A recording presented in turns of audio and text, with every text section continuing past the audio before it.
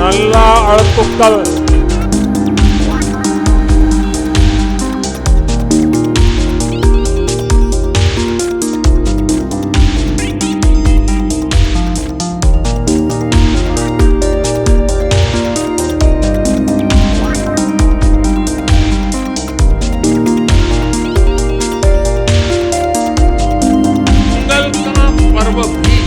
एक ऐसा ही पर्व है जो एक भारत श्रेष्ठ भारत राष्ट्र भावना को दर्शाता है।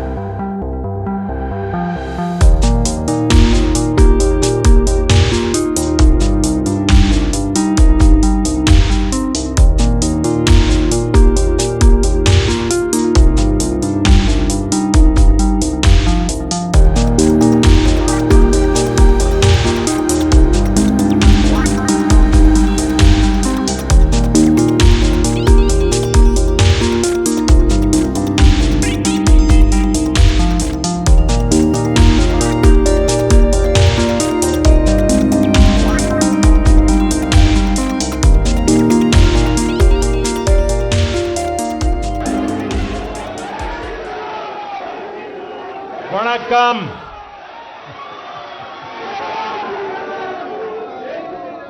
आप सभी को पोंगल के पर्व की अनेक अनेक शुभकामनाएं।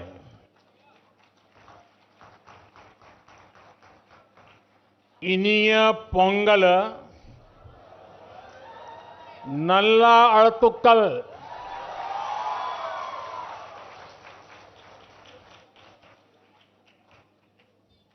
पोंगल के पवित्र दिन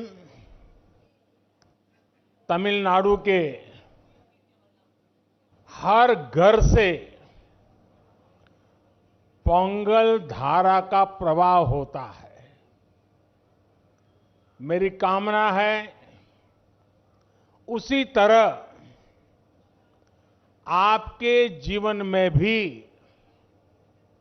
सुख, समृद्धि और संतोष की धारा का प्रवाह निरंतर होता रहे।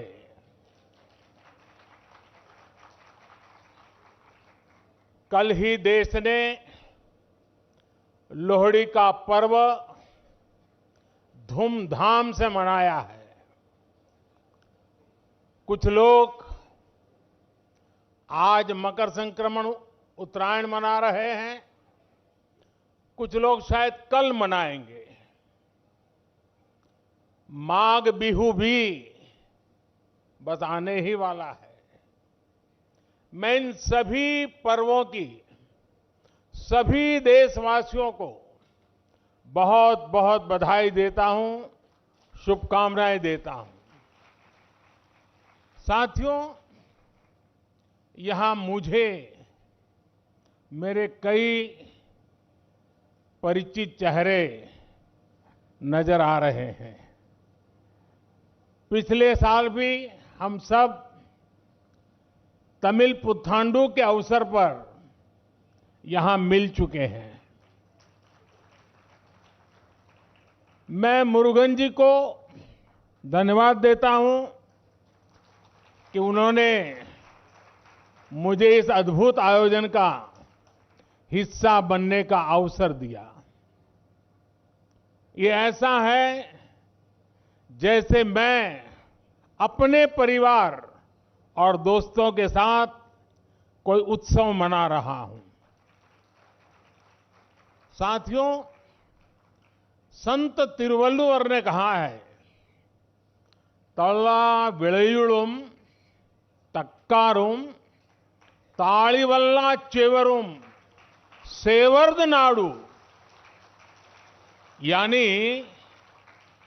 अच्छी फसल पढ़े लिखे व्यक्ति और ईमानदार व्यापारी, ये तीनों मिलकर राष्ट्र निर्माण करते हैं। तिरुवल्लुवर जी ने पॉलिटिशियन का उल्लेख नहीं किया है। ये हम सबको संदेश है। पोंगल पर्व में ताजी फसल को भगवान के चरणों में समर्पित करने की परंपरा है। इस पूरी उत्सव परंपरा के केंद्र में हमारे अन्नदाता, हमारे किसान है। और वैसे भी भारत का हर त्योहार किसी न किसी रूप में गांव से, किसानी से, फसल से जुड़ा हुआ होता है। मुझे याद है पिछली बार हमने इस बारे में भी चर्चा की थी कि कैसे हमारे मिलेट्स या श्री अन्न तमिल संस्कृति से जुड़े हुए हैं। मुझे खुशी है कि सुपर फूड को लेकर देश में और दुनिया में एक नई जागृति आई है। हमारे बहुत सारे नौजवान मिलेट्स, श्री अन्न को लेकर नए स्टार्टअप शुरू कर रहे हैं और ये स्टार्टअप्स आज बहुत पॉपुलर हो रहे हैं। श्री अन्न के उत्पादन से हमारे देश के 3 करोड़ से अधिक छोटे किसान जुड़े हुए हैं।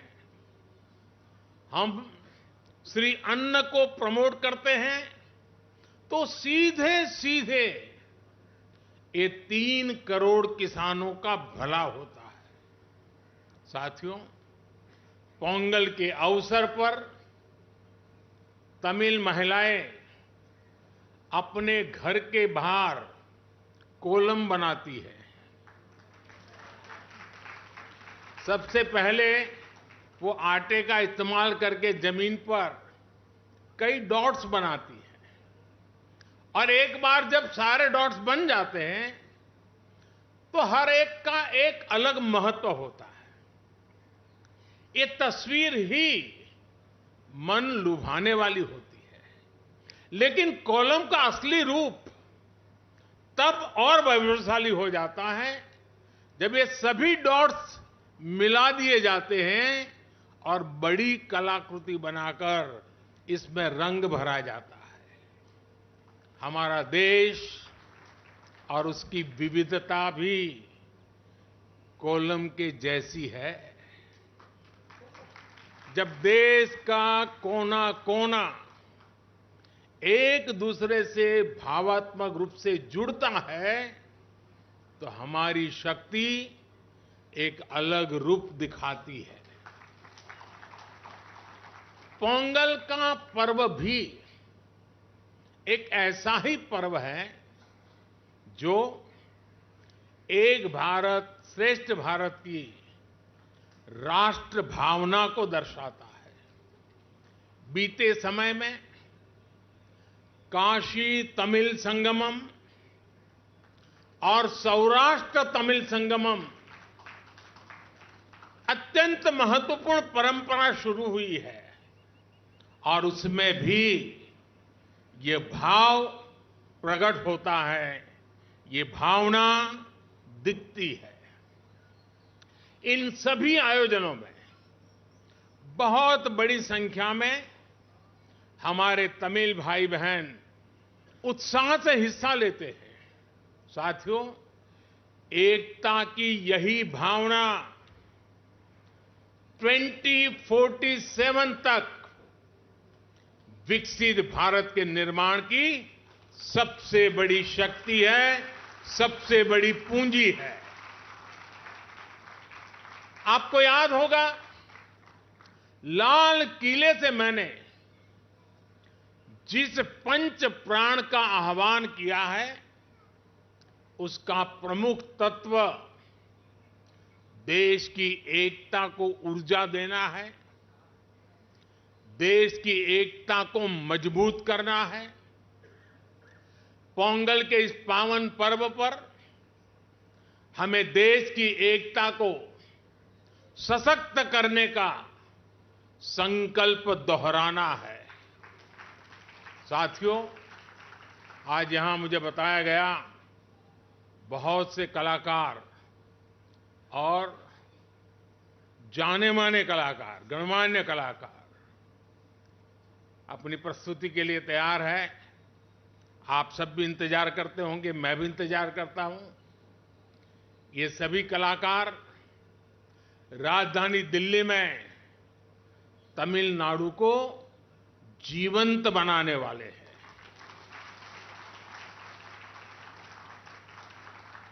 कुछ पल हमें तमिल जीने का मौका मिलेगा, ये भी एक सौभाग्य होता है।